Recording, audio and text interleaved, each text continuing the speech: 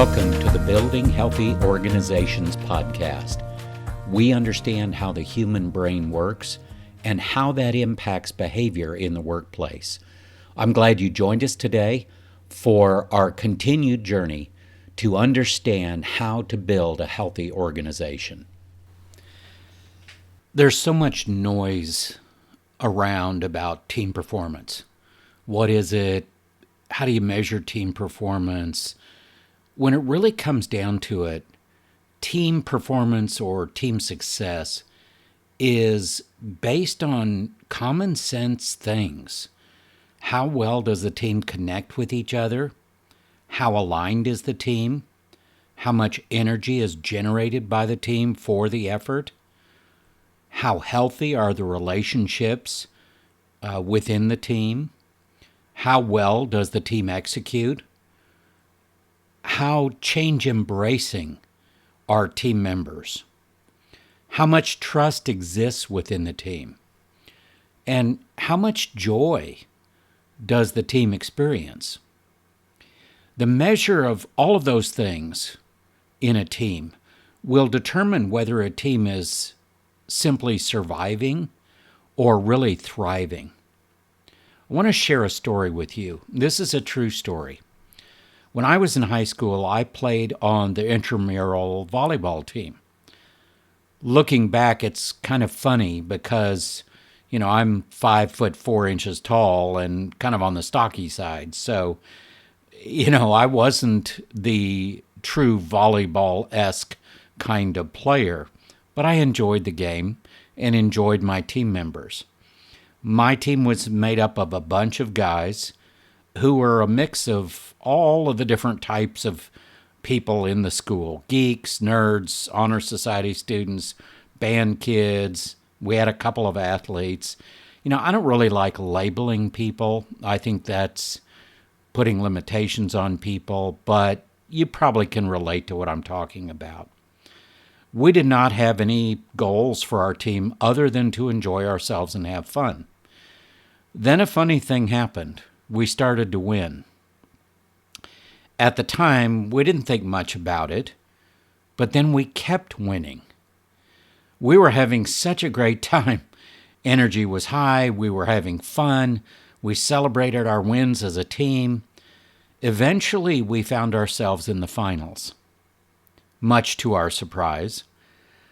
As you can imagine, we were elated. Then we found out that our opponent was a team with the best athletes in the school. So the normal thoughts are going through my mind. Do we have a chance to beat them? How bad would we lose? Notice that these thoughts kind of go downhill in a hurry. How bad could we lose? How could we ever compete with them at their level? In my defense, I think most of us would probably have those same kind of thoughts. So we started that finals match by losing a few points. And that took a little wind out of our sails, so to speak, a little bit of energy drained away. But then we started a comeback and we won 10 points in a row. And then at the end of game one, we actually won the game by 2 points. This is when I learned a very important lesson in life. The capabilities of a team are not measured by the capabilities of the individuals on the team. Yes, each individual team member brings personal strengths and they have their gaps and weaknesses and all of that. But team performance is not addition and subtraction. It is multiplication or division. And I'll talk more about that in a few minutes. Something happened in that magical moment, that end of game one before game two started. My team gathered together and we realized the other team could be beat. But it was even more than that. We realized that our team had something that other teams didn't have. We had something special. Call it synergy if you want. It was more than the sum of each team member's capabilities. We had that special sauce.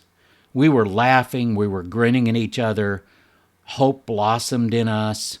We actually started to believe that we could win. I'm sure the other team thought we were complete idiots looking at us grinning at each other. When we lined up for game 2, we started to hear the trash talk from the other team. They were going to crush us. They were going to humiliate us. They made that very clear. The reality was that they probably should have, but we just kept true to who we were as a team. This was another great life lesson. If we put the good of the team first, it was easy to sacrifice personal glory or personal success for team success. This was not the case with the other team. These were the school's elite athletes, some of the best in the state. In their personal athletic arena, they would be unbeatable. But in a team sport like volleyball, they could not find a way to work together. So as Game 2 progressed, we took the first several points, then they took a few points. Then as we started to score again, they started to focus more on their mistakes. They turned their frustration on their own players. This is when division set in for them. Remember when I said team performance is not addition or subtraction, it's multiplication or division? Well, this may be a little different type of division, but they were definitely divided. They began to try and win individually instead of as a team. They put their personal prowess above other team members, and that caused all kinds of issues for them. The elite athlete team became divided, lost energy, and lost focus. My team became more energized, more focused with every game, and not simply because we were winning. It was more about how well we were working together. We knew each other, we trusted each other, we adapted when we needed to, we shared values and goals together, we were aligned. We took Game 2 easily. To the other team's credit, they fought valiantly in Game 3. They took a commanding lead early, but it was too late. Our focus and our energy was so high, we did not even consider the possibility of losing. We were a well-oiled machine, working within our own limitations and producing excellent results. When a team member made a mistake, we rallied around them. We supported them. Our success was multiplied by our dedication and support of each other. Yes, we took Game 3 and we took the match. I think the reward was to get our team picture in the school newspaper. By the way, this was before the internet, and yes, I know I'm old, but there actually were school newspapers that they printed way back when. The real reward, though, was the joy that our team experienced. This is one of my fondest memories of my high school days' athletic experiences. The reflections from that, there is so much in this true story that taught me the value of team vitality. Can you see where the other team lost energy and focus? Can you observe how my team generated energy and focus? By all accounts, we should never have reached the finals. But we did, not because we were great athletes, but because we were a high-functioning and vital team.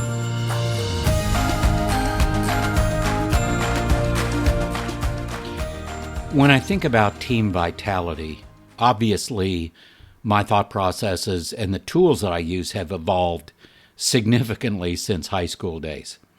We currently use a tool called Team Vital Signs from 6 Seconds to measure the critical elements for team success. Here's a quote directly out of that report. TVS, or Team Vital Signs, measures the drivers of team effectiveness, offering insight into the workplace climate and team dynamics. Climate is an overview of the employee's relationship with and within the team. The climate is the context in which employees work each day. Research shows climate strongly influences how people perform in their jobs. The climate in my volleyball team was highly conducive to success.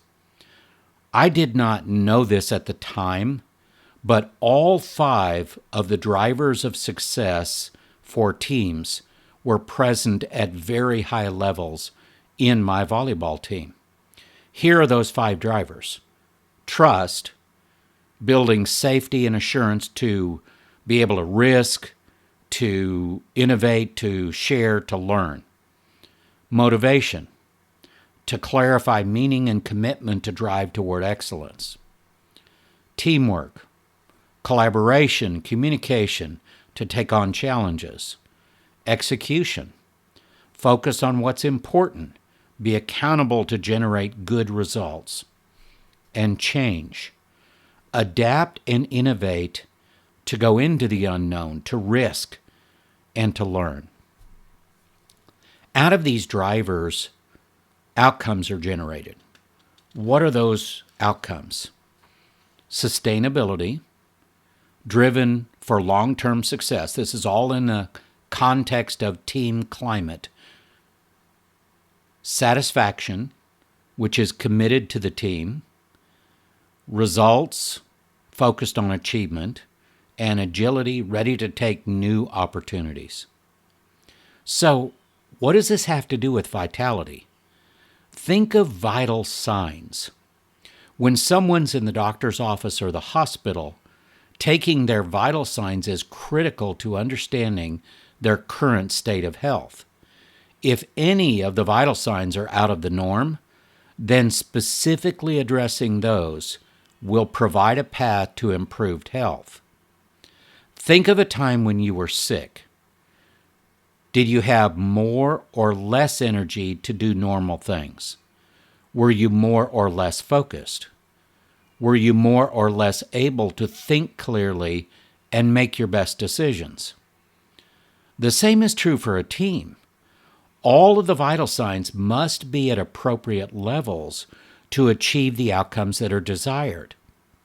Vitality is the path to greater team health and to generating the energy that's needed to meet the next set of challenges or to take advantage of the next opportunities. Here's another quote expressing the value that can come from the Team Vital Signs report by 6 Seconds. What is team vitality? How is the weather in your workplace? Are people constantly on the lookout for dangerous storms of destructive team member behavior? Or are they looking forward to coming to work each day? Team climate is an indicator of the collective feelings, relationships, and reactions in the workplace. The culture is rules and norms. Climate is how people feel about the culture. A team with a healthy climate has strong team vitality. Emotional intelligence, or EQ, is being smarter with feelings. Since part of team vitality is emotional, probably a large part, leaders and team members who develop and use EQ have the skills to increase team vitality.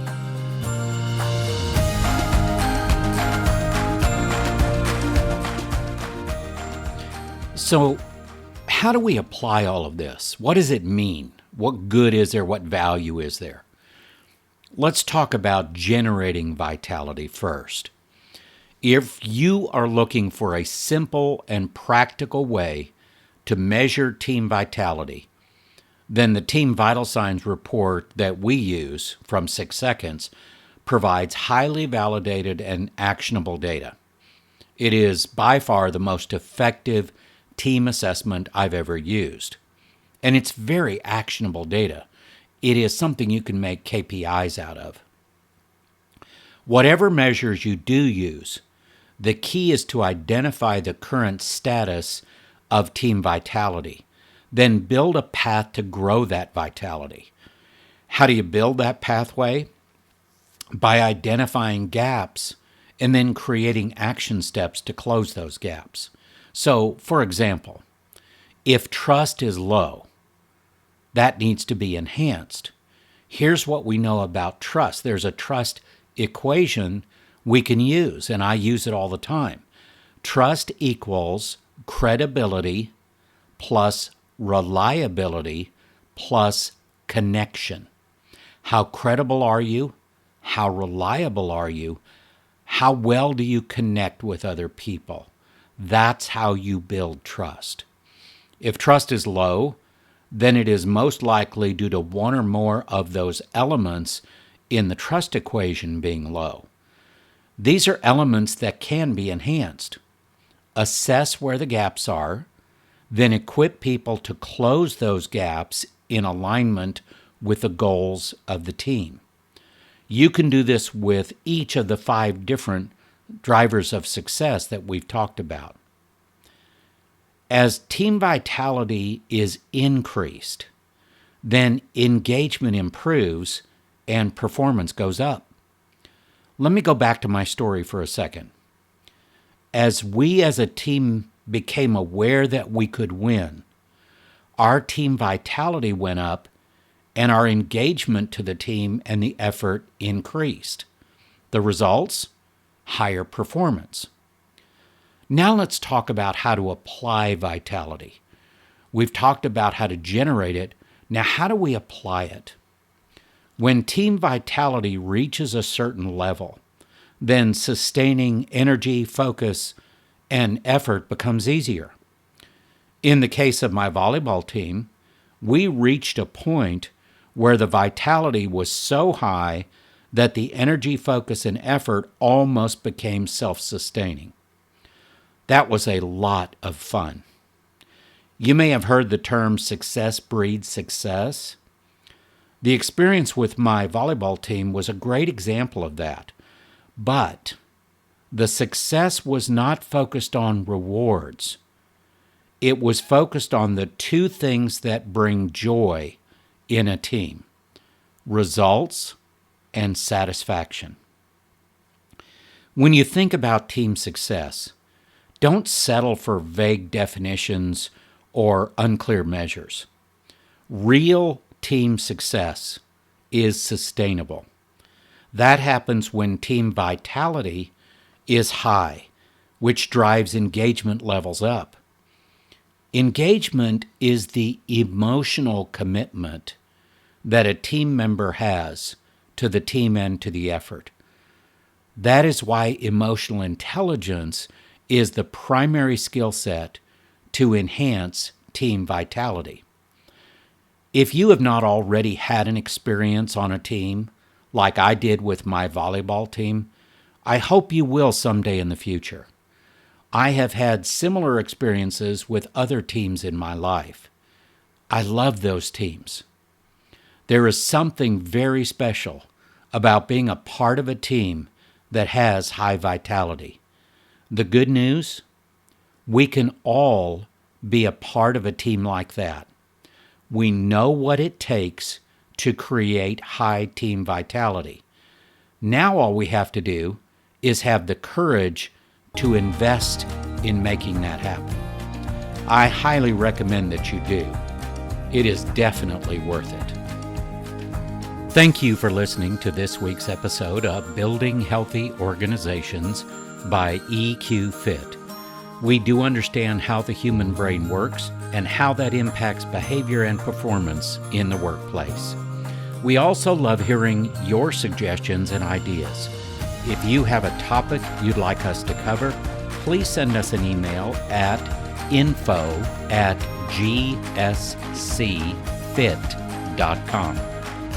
For more information and inspiration, check us out on YouTube, Facebook, LinkedIn, and of course our website, eqfit.org.